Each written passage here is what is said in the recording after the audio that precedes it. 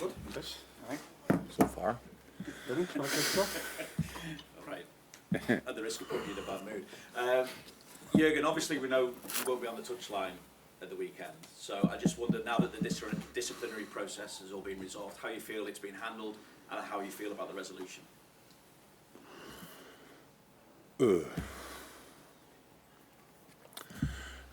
Yeah, I expected a punishment with all the things we know, and all the things we could hear and stuff like this, and yeah, it's okay. I would like to know, like I always would like to know, where the money goes, because if it's for a good cause, then I'm more than happy to pay it. If not, if the FA keeps it, then we have to talk again, and I think it's a bit harsh. But apart from that, yeah, people around me were pretty negative. They thought it will be longer. So one game is okay. It's like the Southampton game. It will be pretty much the same process. I can watch the game from a better position. I'm in contact with the boys, with my coaches, and so that's okay. Yeah. I think it means, though, you can still go on the pitch at full time, doesn't it? So Nobody told me differently. So you can take part. The game is over then. I'm banned for the game. Yeah. No. Well, I'm just making sure, because obviously there'll be a fair bit of emotion at full time, because obviously we know Bobby is leaving. You've announced this week that James Milner is going to be leaving the club in the summer as well. I just wonder how you feel about that. You'll also be saying goodbye to Alex Oxlade-Chamberlain and Naby Keita, their last time at Anfield as Liverpool players. This game is super difficult for different reasons. We spoke already with the boys earlier this week about it. It's super important for us, and it's kind of super emotional as well for different reasons, because we really say goodbye to, from my point of view, 4 Liverpool legends, because 2 of them were here when I arrived, Millie and Bobby, obviously, and yeah, nothing would have happened, definitely, of all the good things what happened in the last few years without them. That's clear. Ox came in pretty early, then Naby came in. I'm pretty sure, and Ox was just unlucky in moments, injuries, bad injuries, in an absolute wrong moment. I remember the game against Rome when he got badly injured, and I had no clue how to solve that situation. He was that good and pretty much irreplaceable in that moment. That was obviously really hard, but besides that, he's a fantastic guy and was super important for the team over the whole period. When people think about Naby, then it's probably as well a few too many injuries in that time, but when you look back at important games, you will realize how often he played in super important games for us and how often he performed in these games. So all 4 won pretty much each available trophy, and we love them. That's true as well, but it's professional football and things. Nothing is forever. Nothing is for eternity. That's how it is, and there's always a moment, and it's a good moment, because it means one chapter will be closed, and we can start writing a new one. That's good as well for them and for us. But they will be never forgotten from us, from 100% not. And I will be forever thankful to them, because, how I said, without them, nothing would have happened. They were super important in all what they did, and that's the farewell they deserve. And so, yeah, it will be after the game, right? Yes, that's good. That's good. Because before the game would be really difficult, because we have to be ready for a proper battle. Aston Villa is fighting for European football. We do that as well. So it's our last home game.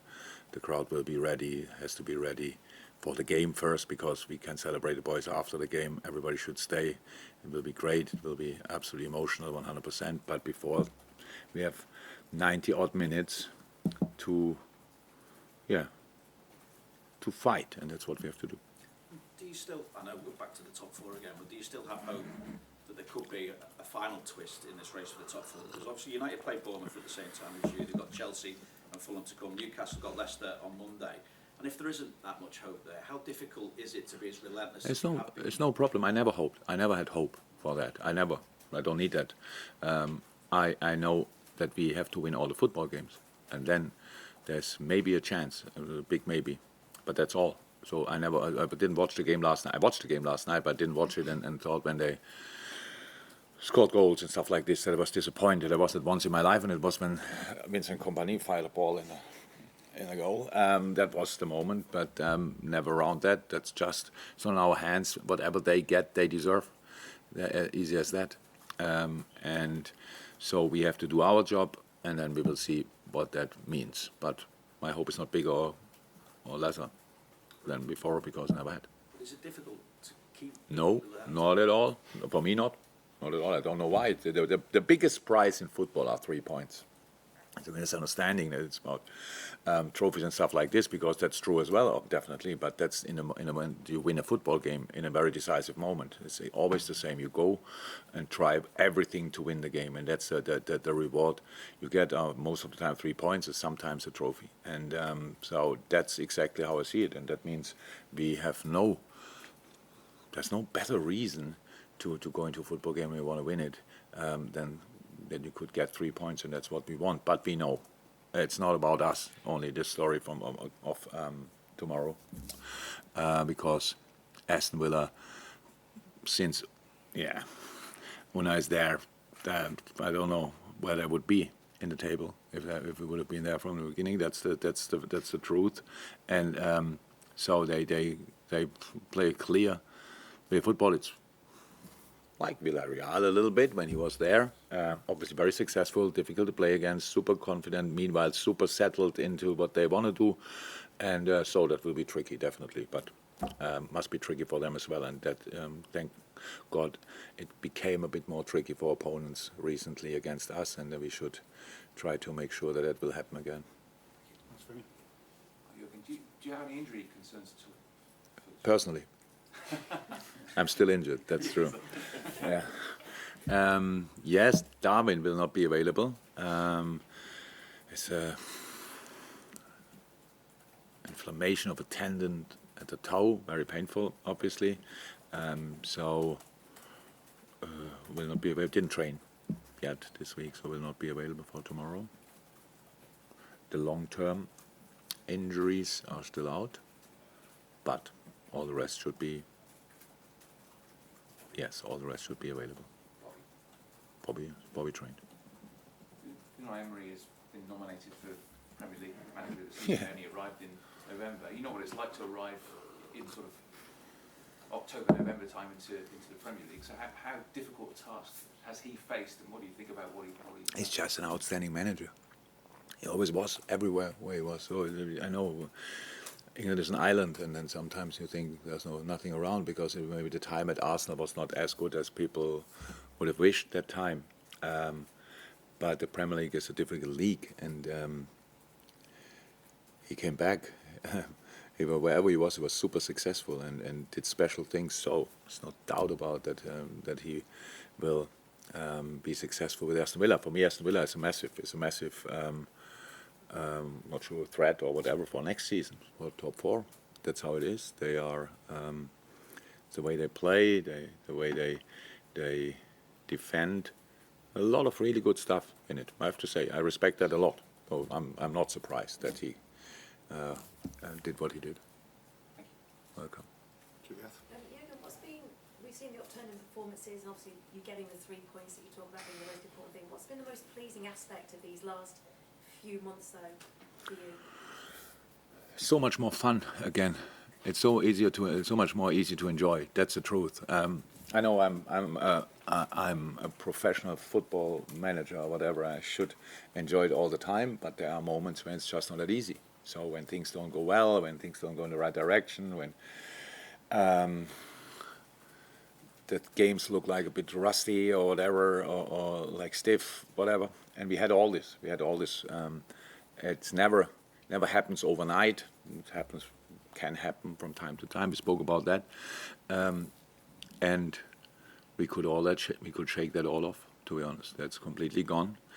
Everything is back to its best, if you want, not performance-wise already, but they go into the right direction as well.